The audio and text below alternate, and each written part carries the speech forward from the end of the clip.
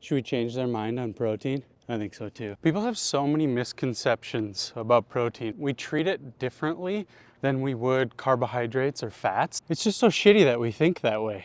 We know a lot of detrimental effects of carbohydrates, sugars, for example. Where are these detrimental effects for protein? Take a look at this recent review that was published. They did a really good job going through all the evidence that we have regarding protein. They found a bunch of things. There is no evidence that dietary protein has any harm to your kidneys. Protein can contribute to fat loss. Oh, look at, there's deer.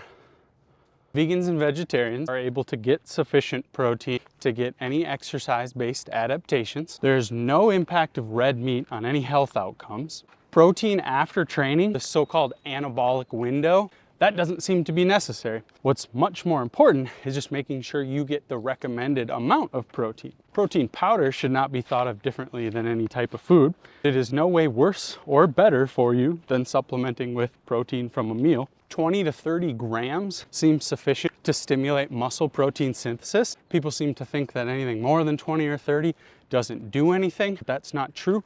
There's research showing that up to 100 grams of protein at one time still has an added benefit. So stop hating on protein. If you want to learn more about the impacts that protein has on our health, listen to the Kickback Science podcast episode. We spent a lot of time going in quite a bit of depth